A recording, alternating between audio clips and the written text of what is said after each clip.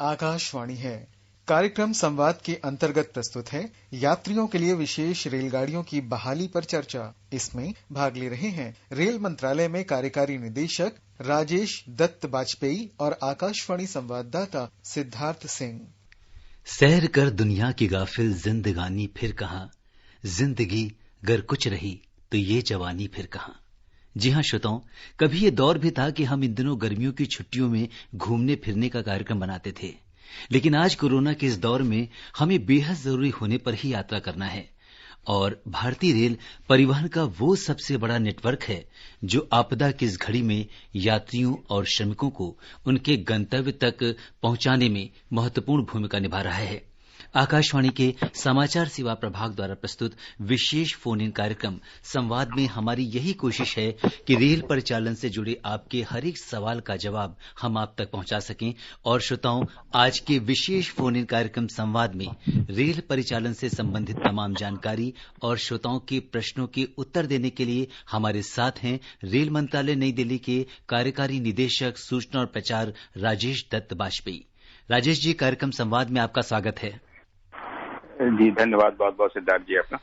आप रेल से संबंधित श्रोताओं सवाल हमारे आज के एक्सपर्ट से टोल फ्री नंबर 1800-115767 और 0112331444 पर पूछ सकते हैं।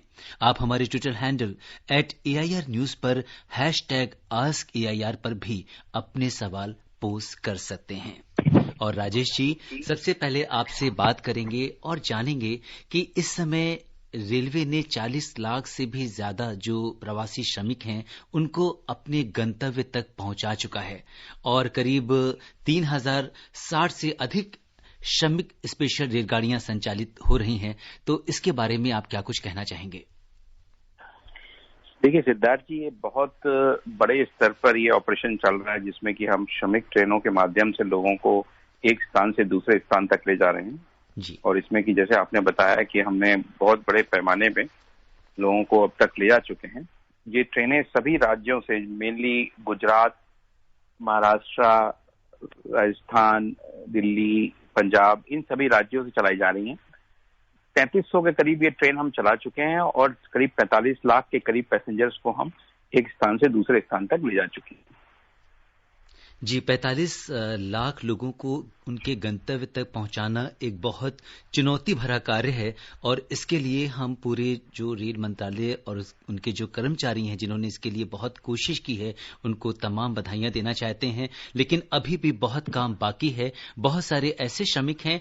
हमारे इस कार्यक्रम में कोशिश हमारी ये होती है कि जो भी श्रमिक भाई जो जिस डेस्टिनेशन पे हमें सुन रहे हैं वो उनके बारे में एक बार जो हमारी ये प्रक्रिया है कि किस तरह से वो अगर किसी श्रमिक को रेल से यात्रा करनी है, अपने गंतव्य तक पहुंचना है, तो उसकी मानक प्रक्रिया क्या है राजेश जी?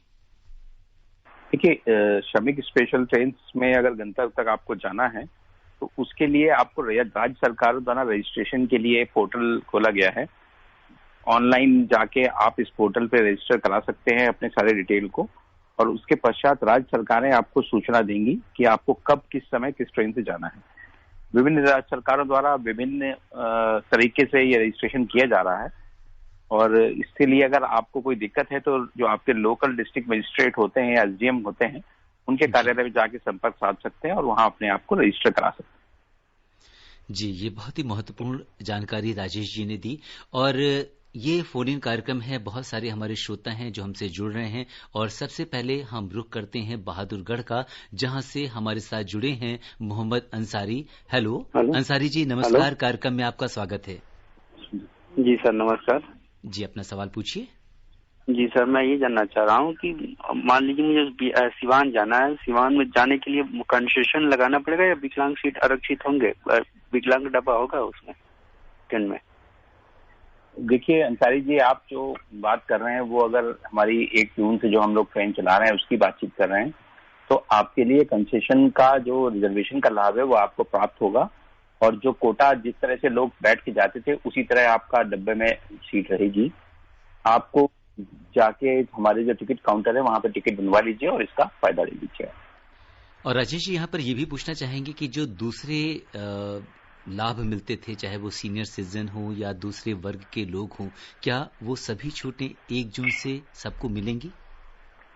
जी बिल्कुल, सभी कंसेशन जो हमारे मेन कैटेगरी के हैं वो सभी कंसेशन, जैसे कि आपके पेशेंट्स हैं और जो इस तरह के लोग हैं जो हैंडीकैप्ड हैं या दिव्यांगजन हैं, इनको छूट मिलेगी। लेकिन इन 2 कैटेगरी के अलावा, पेशेंट्स और दिव्यांगजन के अलावा जो लोग हैं उनको अभी रिजर्वेशन में कोई छूट नहीं है। जैसे सीनियर सिटीजन है उनको रिजर्वेशन में छूट नहीं है, लेकिन उनका कोटा निर्धारित है। मतलब ये, अगर कोई सीनियर सिटीजन यात्रा करना चाहते हैं तो हम नहीं चाहते हैं कि बहुत बुजुर्ग लोग ट्रेन में चलें आजकल जी। तो इस हेतु हम डिस्करेज करने के लिए अभी हमने कंसेशन ओपन नहीं किए हैं। लेकिन अगर आकस्मिकता के आधार पर किसी को चलना पड़ता है तो उसके लिए कोटा जरूर रहेगा कि वो लोअर बर्थ उनको प्राप्त हो जाए। जी, ये बहुत इंपॉर्टेंट बात कि अगर कोई भी बुजुर्ग, पहली चीज तो ये है कि इस समय हमको डिस्करेज करना है अगर हमारा ट्रैवल बहुत इंपॉर्टेंट नहीं है, और अगर किसी अपरिहार्य कारणोंवश बहुत जरूरी होने पर अगर हम ट्रैवल करते हैं तो बुजुर्गों के लिए जो लोअर बर्थ का कोटा है वो उनको पहले की तरह मिलेगा। और इस बीच वीरेंद्र जी हमारे साथ जुड़ चुके हैं दिल्ली से। हेलो वीरेंद्र जी, नमस्कार, कार्यक्रम में आपका स्वागत है। सर नमस्कार सर। मतलब सर, मैं पहला क्वेश्चन सर ये है कि जैसे सर आनंद विहार से कोई स्पेशल ट्रेन जैसे वैशाली नई दिल्ली से चल रही बिहार के लिए, क्या सर आनंद विहार से कोई ट्रेन है सर स्पेशल जैसे कि वैशाली यात्री के लिए सर? और क्वेश्चन मेरा ये है सर कि मेरे पास क्या मैं इसमें तो आरोग्य सेतु सर डाउनलोड होगा नहीं, तो क्या कर सकता हूँ? जी वीरेंद्र जी, देखिए बिहार के लिए हमने कई सारी ट्रेन चलाने जा रहे हैं 1 तारीख से, और उन सभी ट्रेनों की विस्तृत जानकारी आपको वेबसाइट पे हमारे मिल जाएगी, या हमारे रिजर्वेशन काउंटर पे जाके, या पोस्ट ऑफिस पे, या कॉमन सर्विस सेंटर्स में हमारे जो काउंटर्स होते हैं, या किसी एजेंट जो हमारे ऑथराइज्ड हैं उनके पास सारी सूचना आपको मिल जाएगी। इसकी सूचना हमने आपको प्रेस रिलीज के माध्यम से, अखबारों के माध्यम से भी अलग अलग ट्रेनों का पूरी सूचना दी हुई है। बिहार की उसमें से कई ट्रेन है, आप उसमें से अपनी ट्रेन का रिजर्वेशन प्राप्त कर सकते हैं। और इस बीच नोएडा से हमारे साथ संजय जी जुड़ चुके हैं। हेलो जी संजय जी नमस्कार, कार्यक्रम में आपका स्वागत है। हेलो नमस्कार सर, मैं ये पूछ रहा हूँ सर कि मुझे गया जिला जाना है, तो सर मैं पूछना चाह रहा हूँ कि तत्काल टिकट 1 तारीख से मिलेंगे सर? देखिए संजय जी, ट्रेन तो गया के लिए आपको मिल जाएंगी। जो ट्रेनें कलकत्ता की तरफ जा रही हैं वो गया होके जाती हैं, तो जो भी ट्रेन है उसके स्टॉपेजेस हमने कोई भी बदलाव नहीं किया है। जो ट्रेनें चलाएंगी उसके वही स्टॉपेज होंगे और उसमें गया भी रहेगा। लेकिन तत्काल और प्रीमियम तत्काल कोटा, इस तरह का कोटा फिलहाल अभी बंद है, इसका आपको लाभ नहीं मिल सकता है। आपको वेट लिस्टेड में टिकट पे आप यात्रा नहीं कर सकते हैं। RAC और कंफर्म टिकट आपका होना चाहिए। मैं आपको सलाह दूंगा कि आप ट्राई करें, जिस दिन का अवेलेबल हो उस दिन आप यात्रा करें। जी, और अब हम रुख दोबारा करते हैं दिल्ली का, और हमारे साथ लक्ष्मण जी जुड़ चुके हैं। शायद उनकी फोन लाइन अभी कट गई है। अच्छा, आपसे ये जानना चाहेंगे राजेश जी कि जैसा आपने बताया कि जो ट्रेन का रूट होगा, अगर हम लॉन्ग डिस्टेंस ट्रेन की बात करें तो वो जो पहले से जो उनके डेस्टिनेशन, जैसे बीच में रास्ते में जो उनके जितने भी स्टॉपेज थे, क्या उसमें भी कोई परिवर्तन किया है, या उनका जो पुराना रूट था वो उसी रूट पे उन्हीं स्टेशन पे रुकती हुई चलेंगी? देखिए सिद्धार्थ जी, हम 2 तरह की ट्रेन चला रहे हैं। एक वो ट्रेनें हैं जो 30 ट्रेनें हैं जो राजधानी टाइप की ट्रेनें हैं, जिनको हमने 12 मई से चलाना शुरू किया। ये राजधानी लगभग जो पुरानी राजधानी चलती हैं उसी पैटर्न पे चल रही हैं। चाहे वो दिल्ली से कनेक्ट करती है 15 अलग अलग जिलों को, शहरों को, जैसे दिल्ली से हावड़ा के लिए, दिल्ली से रांची के लिए, दिल्ली से भुवनेश्वर के लिए, ये सारी राजधानी चल रही हैं।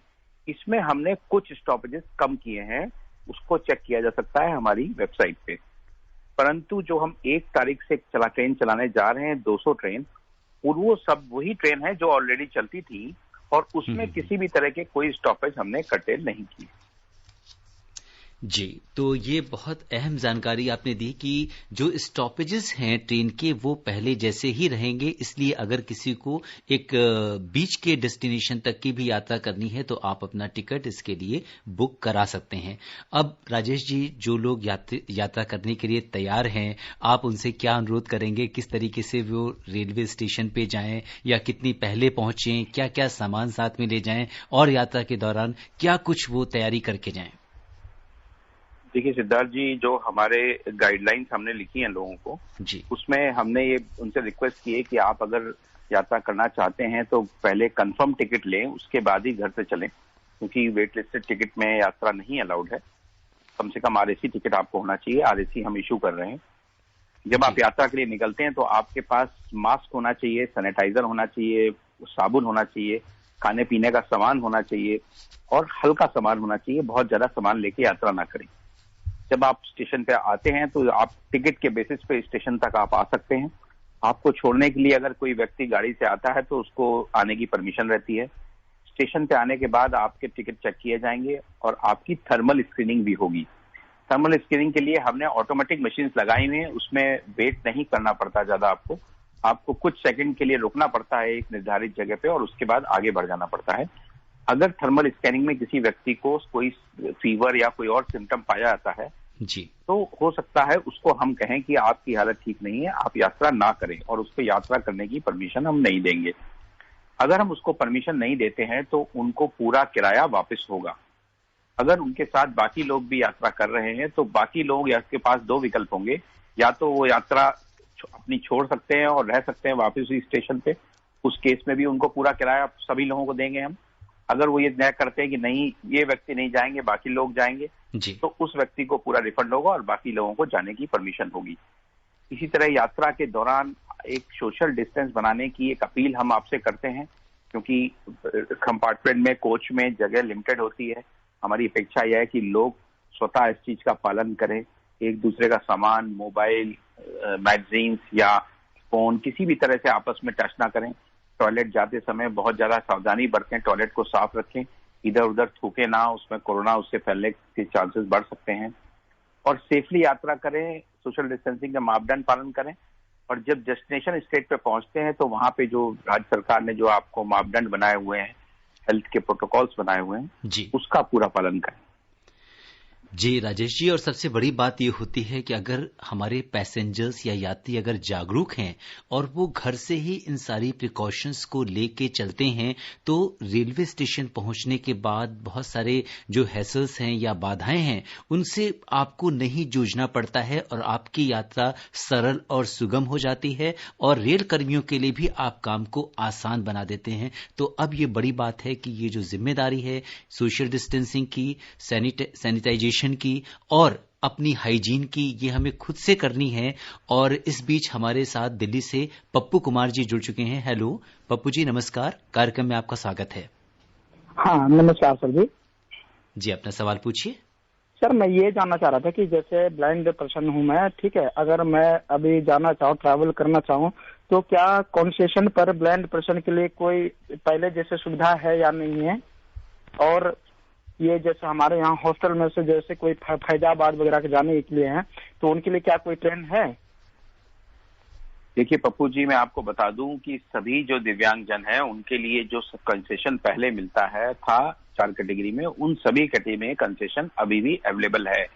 ये कंसेशन आपको हमारे रिजर्वेशन काउंटर में नजदीकी जैसे पहले आप प्राप्त करते थे उस तरह जाके प्राप्त कर सकते हैं। इसमें किसी भी तरह की आपको असुविधा नहीं होगी। जहां तक आपने पूछा कि फैजाबाद जाने के लिए ट्रेन का, तो कई सारी ट्रेन उत्तर प्रदेश से होके दिल्ली से उत्तर प्रदेश कनेक्ट करती हुई जा रही हैं और आप वेबसाइट पर देख लें लिस्ट, उसमें से फैजाबाद की ट्रेन को छांट के उसमें अपना रिजर्वेशन करा सकते हैं। जी, तो जैसा कि राजेश जी ने बताया कि आपको जो भी आपको कंसेशन मिलना था वो आपको बिल्कुल मिलेगा और आप अपनी यात्रा कर सकते हैं। और इस बीच जैसा कि हम जानते हैं कि इस कार्यक्रम में देश के कोने कोने से हमारे श्रोता जुड़ते हैं। अब हम रुख करेंगे कोलकाता का, जहां से हमारे साथ जुड़ चुके हैं मुकेश जी। मुकेश जी नमस्कार, कार्यक्रम में आपका स्वागत है, अपना सवाल पूछिए। हाँ, मैं मुकेश साहब बोल रहा हूँ। जी जी, अपना सवाल पूछिए। कलकत्ता से जो जाता है गया हवड़ा सुल्तानगंज के लिए, वो 1 तारीख से जाएगा कि नहीं?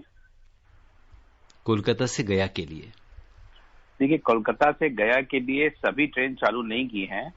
जो ट्रेन हमने चालू की है उसकी लिस्ट हमने डाली हुई है। वो चुनिंदा ट्रेनें 200 ट्रेनें हैं। उन ट्रेनों में ये ट्रेन इनकी जो बता रहे हैं, अगर वो ट्रेन है तो वो ट्रेन जाएगी, लेकिन अगर नहीं जाती है तो कोई बात नहीं, मेन रूट है। बहुत सारी ट्रेन गया की हमने चालू की है, उनमें से किसी ट्रेन में रिजर्वेशन करा सकते हैं। जी, और यहाँ पे एक थोड़ा सा आपसे रिफंड पॉलिसी के बारे में जानना चाहेंगे राजेश जी। बहुत सारे ऐसे यात्री हैं जिन्होंने अपना प्लान बनाया था, लेकिन कोरोना की वजह से उनके ये यात्रा संभव नहीं हो पाई, तो क्या कुछ नियम है हमारे रिफंड को लेके? सिद्धार्थ जी, मैं आपको बता दूं कि हमने जो कोरोना काल के मतलब जो लॉकडाउन हुआ था उसके पहले जो भी लोगों ने टिकट हमारे बुक कराए थे, और इवन लॉकडाउन में कुछ समय तक रेलवे रिजर्वेशन ओपन था, उस समय जो रिजर्वेशन कराए थे उन सभी लोगों को फुल रिफंड देने का निर्णय किया था, और सारा लोगों को फुल रिफंड दिया जा चुका है, ऑनलाइन उनके खातों में जा चुका है। अगर किसी का बचा है तो वो भी कुछ दिनों में आ जाएगा। जिन लोगों ने काउंटर से टिकट लिए थे उनको समस्या थी, क्योंकि उनको रिफंड काउंटर से ही प्राप्त करना होता है। ऐसे व्यक्तियों के लिए अभी हाल ही में हमने कुछ दिन पहले रिजर्वेशन काउंटर्स खोल दिए हैं। ये लोग आराम से जाके काउंटर में रिजर्वेशन का रिफंड ले सकते हैं। ये यात्रा की तिथि है उससे 6 महीने तक किसी भी समय जाके ये काउंटर से रिफंड ले सकते हैं। तो रिफंड के लिए नियम वही है जो पहले था। अभी जो ट्रेन हम चला रहे हैं, राजधानी जो चला रहे हैं और जो 1 तारीख से चला रहे हैं, इसमें भी रिफंड का नियम लॉकडाउन के पहले जो नॉर्मल नियम था वही नियम है, कोई भी इसमें परिवर्तन नहीं किया गया जी। और ये बहुत महत्वपूर्ण बात आपने बताई कि 6 महीने या 180 दिन की बात हम करेंगे कि रिफंड की जो वैलिडिटी है वो इतने दिन की रहेगी। तो अनावश्यक रूप से अगर हम देखें तो काउंटर्स पे जाके भीड़ ना लगाएं, क्योंकि आपने इसमें पर्याप्त समय दिया है। क्या कहना चाहेंगे राजेश जी? जी बिल्कुल सिद्धार्थ जी, ये इसको 6 महीने करने का औचित्य ये था कि लोग कम से कम जाएं काउंटर पर बैठे समय, किसी भी तरह की असुविधा ना हो। लॉकडाउन पीरियड खत्म होने के बाद भी आराम से लोग जाके अपना रिजर्वेशन ले चुके। अगर समस्या आएगी तो हम ओपन हैं कि हम इसको आगे और भी बढ़ा सकते हैं। तो किसी भी तरह से परेशान होने की जरूरत नहीं है। टिकट को संभाल के रखें। टिकट को काउंटर पे जैसे ही आप प्रोड्यूस करेंगे आपको फुल रिफंड दिया जाएगा। एक चीज और मैं बोलना चाहूंगा आपको जो थोड़ा इस विषय से अलग है कि हमारा जो करंट चार्टिंग होती थी जी, वो पहले आधे घंटे पहले होती थी ट्रेन जाने के, वो अब 2 घंटे पहले होगी। और करंट रिजर्वेशन की सुविधा भी लोगों को ऑनलाइन प्राप्त होगी। मैं इनको समझाना चाहूंगा थोड़ा। जैसे कोई ट्रेन जाने के 4 घंटे पहले हमारे ट्रेन की चार्टिंग होती है जी, और रिजर्वेशन उस समय तक ही उपलब्ध होता है, उसके बाद बंद हो जाता है टेक्निकली। लेकिन अब हमने ऐसा प्रोविजन किया है कि अगर चार्टिंग होने के बाद भी कोई सीट खाली बचती है तो वो 4 घंटे से और 2 घंटे के बीच का जो पीरियड है उस पीरियड में टिकट करंट काउंटर बोला जाता है उसको, जो कि ऑनलाइन होगा, स्टेशन पे नहीं होगा, उससे टिकट लोग प्राप्त कर सकते हैं। तो लोगों को ट्रेन जाने के 2 घंटे पहले तक भी टिकट प्राप्त अपने घर में बैठे ये सुविधा प्राप्त हो सकती है। जी, ये बहुत इम्पोर्टेंट बात आपने बताई है कि 2 घंटे पहले जो करंट चार्टिंग है, क्योंकि इसके लिए पहले हमें काउंटर पे स्टेशन पे जाना पड़ता था, तो अब आपको वहां से नहीं बल्कि ऑनलाइन अपने मोबाइल पे ही ये सुविधा उपलब्ध होगी कि आप देख सकें कि क्या अभी कोई सीट खाली है, तो आप अपना टिकट उस पर बुक करा सकते हैं। जी बिल्कुल सिद्धार्थ जी, मैं बताऊंगा आपको कि ऐसा इसलिए जरूरी होता है कि जब हम पहला चार्टिंग करते हैं तो बहुत सारे कोटे होते हैं अलग अलग तरह के, उनमें से कुछ सीट खाली रहने की संभावना रहती है। तो चार्टिंग के समय वो सीटें खाली रह जाती हैं। उसके बाद वो सीट हम करंट लोगों को ऑफर करते हैं कि जिसका लाभ और लोग ले सकते हैं। तो चार्टिंग होने के बाद अगर कोई आदमी करंट में जाके चेक करेगा तो हो सकता है उसको वो सीट खाली दिखे, उसको वो बुक कर सकते हैं। बस उसमें कंडीशन एक ही है कि 2 घंटे ट्रेन का डिपार्चर के पहले ये चार्टिंग हो जाएगी, उसके बाद ये टिकट उपलब्ध नहीं होगा और किसी भी तरह का कोई करंट काउंटर हमारे रेलवे स्टेशन पे खुला नहीं हो। जी, तो श्रोताओं, कार्यक्रम संवाद में हमारी यही कोशिश होती है कि हम रेलवे से जुड़ी हर एक छोटी से छोटी जानकारी आप तक पहुंचाएं, ताकि आपकी जो यात्रा है वो सुगम रहे, सुरक्षित रहे। और जो श्रोता हमसे अभी जुड़े हैं उन्हें बता दें कि संवाद के इस विशेष फोन इन कार्यक्रम में आज श्रोताओं के सवालों का जवाब दे रहे हैं रेल मंत्रालय नई दिल्ली के कार्यकारी निदेशक सूचना और प्रचार राजेश दत्त बाजपेयी। राजेश जी, अगली कॉल हम लेते हैं दिल्ली से देव सेन जी की। हेलो देव जी, नमस्कार। जी नमस्कार सर। जी, कार्यक्रम में आपका स्वागत है, अपना सवाल पूछिए। सर जी, मैं ये पूछना चाह रहा था, जैसे बिहार के लिए, बिहार मुझे जाना है मुजफ्फरपुर के लिए, कोई सी ट्रेन बताएं। देव जी, मुजफ्फरपुर के लिए ट्रेन चल रही है। आप वेबसाइट पे जाइए, वहां पे देख लीजिए किस डेट में उपलब्ध टिकट। बिहार की ट्रेनों में भीड़ ज्यादा है, आपको देखना पड़ेगा कि किस ट्रेन में कब का अवेलेबल है और उस हिसाब से अपना रिजर्वेशन करा लें। अगर आपको रिजर्वेशन नहीं मिल रहा है कोई बात नहीं, आप थोड़ा वेट कर लें, उसके बाद जाएं, या पटना तक की ट्रेन लेके और वहां से फिर आप जा सकते हैं। अब राज्य सरकारों ने विभिन्न तरीके से लोगों को सहूलियतें प्रदान की हैं। स्टेट के अंदर मूवमेंट के लिए बसों की सेवा भी प्रदान की है, उन सब की भी जानकारी ले लें। पटना जाके पटना से मुजफ्फरपुर के लिए भी ट्रेन ले सकते हैं। पूरी प्लानिंग कर लें और सतर्कता के साथ जाएं और अपना ध्यान रखें।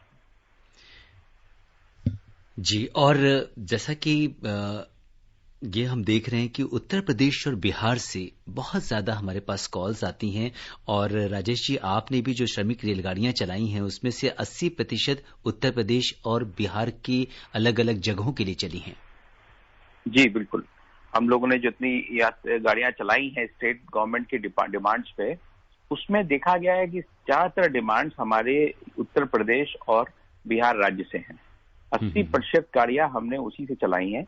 और उस दौरान जब हमने बीच में गाड़ियां चलाई थी तो कुछ कंजेशन एक दिन हमने देखा था कि सेक्शन में था, जिसको हम लोगों ने तुरंत एक्शन लेते हुए ईज आउट कर दिया है। और इस समय जो गाड़ियां चल रही हैं वो अपने निर्धारित रूट पे निर्धारित समय से चल रही हैं। जी, और इस बीच दिल्ली से उषा जी हमारे साथ जुड़ चुकी हैं। हेलो उषा जी, नमस्कार, कार्यक्रम में आपका स्वागत है।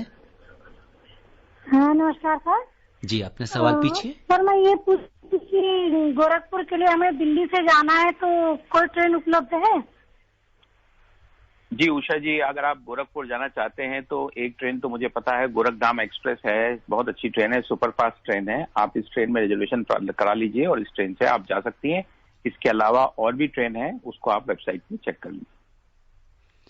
जी, और आपने अभी बताया कि जो नॉर्मल हमारा जो रिजर्वेशन इस समय प्रक्रिया चल रही है, इसके अलावा तत्काल, प्रीमियम तत्काल या अन्य किसी प्रकार की जो रेल की सेवाएं थी वो अभी शुरू नहीं है, कब तक इनके शुरू हो जाने की संभावना है? देखिए सिद्धार्थ जी, अभी हमने ये प्रीमियम तत्काल और तत्काल सुविधाएं नहीं दी हैं, क्योंकि हमारा एडवांस रिजर्वेशन टाइम जो है वो सिर्फ 30 दिन का है जी। और पहले ये 120 दिन का हुआ करता था। मतलब जिसको व्यक्ति को आज यात्रा करना है वो 120 दिन पहले भी टिकट ले सकता था, और इसलिए तत्काल देना बहुत आवश्यक होता था, क्योंकि लास्ट मोमेंट पे जिसका प्रोग्राम बनता था उसके लिए तत्काल देने की आवश्यकता थी। परंतु अगर अभी हम देखें तो इस समय देश के सामने बहुत ट्रेवल नीड्स ऑफिशियल या किसी तरह की नहीं है जी। जो लोग फंसे हुए हैं बस उनको ही अभी कुछ समय तक यात्रा करनी है। उसको देखते हुए हमने तत्काल और प्रीमियम तत्काल कोटे को नहीं रखा है और 30 दिन की ARP रखी है कि 30 दिन की शॉर्ट नोटिस पे आप बुकिंग कर सकते हैं। तो आगे जैसे जैसे हम ट्रेन परिचालन बढ़ाएंगे, निर्णय लेंगे, उस हिसाब से आपको सूचित करेंगे। और इस बीच रोहतक से हमारे साथ लक्ष्मी नारायण जी जुड़ चुके हैं। हेलो हेलो लक्ष्मी जी, नमस्कार, कार्यक्रम में आपका स्वागत है। नमस्कार सर जी, मैं ये पूछना चाहता था सर जी कि दिल्ली से बिलासपुर छत्तीसगढ़ के लिए राजधानी के अलावा कोई ट्रेन है सर? देखिए, दिल्ली से राजधानी के अलावा मुझे जहां तक याद आ रहा है एक ट्रेन और है, आप चेक कर लें उस ट्रेन का जाने का समय, वो आपको ऑनलाइन मिल जाएगा, हमारी प्रेस रिलीज में भी है, और किस दिन वो खाली है उसके हिसाब से आप बुकिंग करा सकते हैं। और बीच में कुछ शिकायतें आ रही थी राजेश जी बुकिंग एजेंट्स को लेकर, और एक 138 एक नंबर दिया गया था, ये क्या नंबर है और इस पे किस तरह की सुविधाएं उपलब्ध हैं? देखिए, हमारा एक बड़ी विस्तृत हेल्पलाइन 139 नंबर में बहुत ज्यादा विस्तृत रूप से हेल्पलाइन की सुविधा है हमारे पास। 138 में भी है, जिससे कि आप बात कर सकते हैं। बट 139 एक कॉम्प्रिहेंसिव नंबर है, अगर आप इसको डायल करेंगे तो इसमें सभी तरह की शिकायत या कोई भी सजेशंस है वो सारी जानकारी, इवन 139 के माध्यम से आप ट्रेन का रिजर्वेशन भी कैंसिल करा सकते हैं। तो इन दो नंबर 139 को आप यूज करें, रेल मदद का नंबर है, इसी तरह पोर्टल भी है हमारा, इसका ऐप भी है हमारा, और 138 एक सामान्य नंबर है, इनको यूज कर सकते हैं। तो जैसे कि हम देख रहे हैं हमारे पास बहुत सारे कॉलर्स जो हैं कॉल कर रहे हैं अलग अलग डेस्टिनेशंस के बारे में, ट्रेन की पूछताछ के बारे में, तो इसी तरह का अगर रेलवे का जो कॉल सेंटर है 139 या वहां से भी उन्हें इस तरह की मदद मिल सकती है, अगर हम ये कह सकते हैं कि अगर वो बहुत ज्यादा अगर कंप्यूटर पे सेवी नहीं है, वो नहीं चला सकते हैं, तो क्या 139 पे वो पूछताछ करके इन सब ट्रेन के बारे में पता कर सकते हैं राजेश जी? जी बिल्कुल, 139 में आप कोई भी जानकारी प्राप्त कर सकते हैं। अगर आप इस नंबर पे फोन करेंगे और अपनी जानकारी मांगेंगे तो आपको पूरी जानकारी दी जाएगी। और मेरा भी प्रयास रहेगा कि कल मैं अगर आपके साथ रहूंगा तो इस शो में माध्यम में संक्षिप्त रूप से कौन कौन सी जगह के लिए हमने ट्रेन चलाई है उसके बारे में मैं आपको बताऊं। जी, और इस बीच दिल्ली से राहुल हमारे साथ जुड़ चुके हैं। राहुल जी नमस्कार, कार्यक्रम में आपका स्वागत है, अपना सवाल पूछिए। जी हाँ जी सर, तो मैं ये जानना चाहता हूँ कि वेटिंग कितने सीट तक हम लोग जा सकते हैं वेटिंग कराकर, मतलब जैसे कि 10 रहे वेटिंग या 15 रहे या 100 तक, मैं ये जानना चाह रहा हूँ। देखिए, वेटिंग के लिए राहुल जी जो नॉर्मल हमारा हमने कैप लगाया हुआ है 100 वेटिंग तक 3rd AC में और अलग क्लास में, उस कैप के बावजूद आप प्राप्त कर सकते हैं, क्योंकि RAC टिकट भी हम दे रहे हैं और उसके बाद वेटिंग टिकट भी दे रहे हैं। तो वेट लिस्टेड टिकट में परमिट नहीं कर रहे हैं यात्रा करना। तो अगर आपकी 10 वेटिंग है या 5 वेटिंग है या 100 वेटिंग, उससे फर्क नहीं पड़ता, क्योंकि आप यात्रा नहीं कर पाएंगे। तो आपसे निवेदन यही है कि आपके पास कंफर्म या RAC टिकट हो तभी आप यात्रा करें, और जो भी वेटिंग आपको अवेलेबल हो, अगर 30 दिन बाद का टिकट है तो शायद वो कंफर्म, उसका वेट करें, अन्यथा कैंसिल करा के किसी दूसरी डेट के लिए। राजेश जी, ये बड़ी महत्वपूर्ण बात है, क्योंकि स्टेशंस पर भी ऐसा देखा जा रहा है कि बहुत सारे यात्री अपने वेट लिस्टेड टिकट के साथ स्टेशन पर पहुंच रहे हैं और यात्रा करने की कोशिश कर रहे हैं, रिक्वेस्ट कर रहे हैं कि हमें यात्रा करने दी जाए। तो अगर आपके माध्यम से आज जो भी श्रोता हमें सुन रहे हैं उनके लिए बहुत इम्पोर्टेंट ये बात है कि अभी आप वेट लिस्टेड टिकट के साथ यात्रा नहीं कर सकते हैं, आपके पास कंफर्म्ड या RAC टिकट होना चाहिए, तभी आप रेलवे स्टेशन पर जाएं अपनी यात्रा के लिए। और इस बीच लखनऊ से हमारे साथ नरेश जुड़ चुके हैं। नरेश जी नमस्कार, कार्यक्रम में आपका स्वागत है। हेलो नरेश जी, आपको हमारी आवाज आ रही है?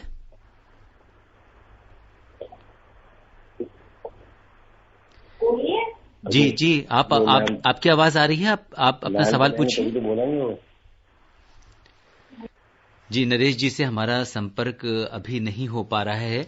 और राजेश जी, आप ये बताइए कि अब हमारा कार्यक्रम जो है वो हम धीरे धीरे जो है हमारा समय समाप्त हो रहा है। आपसे ये जानना चाहेंगे कि अंत में हमारे जो ट्रैवलर्स हैं उनके लिए आप क्या क्या टिप्स देना चाहेंगे चलते चलते?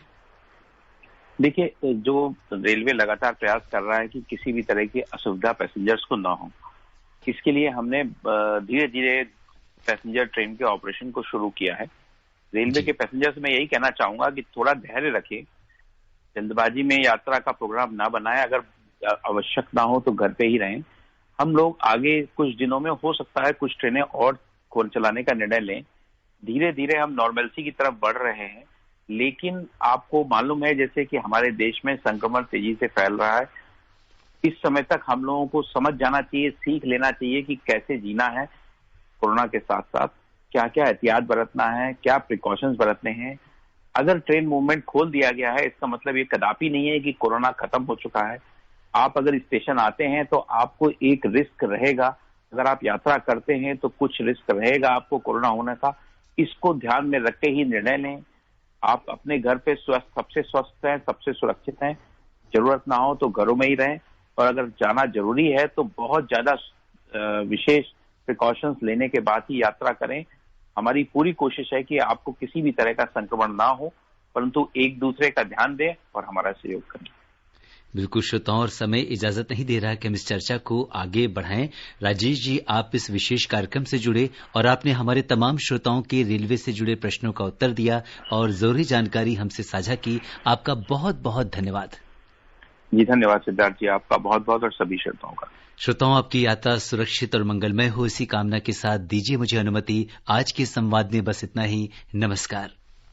कार्यक्रम संवाद के अंतर्गत अभी आप सुन रहे थे यात्रियों के लिए विशेष रेलगाड़ियों की बहाली पर चर्चा। इसमें भाग ले रहे थे रेल मंत्रालय में कार्यकारी निदेशक राजेश दत्त बाजपेयी और आकाशवाणी संवाददाता सिद्धार्थ सिंह। ये कार्यक्रम आकाशवाणी के समाचार सेवा प्रभाग द्वारा प्रस्तुत किया गया। इसे आप हमारे mobile app news on AIR पर भी सुन सकते हैं। इस कार्यक्रम के संबंध में अपनी प्रतिक्रिया आप हमें ईमेल कर सकते हैं। पता है AIR@NSDTalks@gmail.com। ये कार्यक्रम फिर से सुनने के लिए लॉग ऑन करें हमारी वेबसाइट newsonair.com।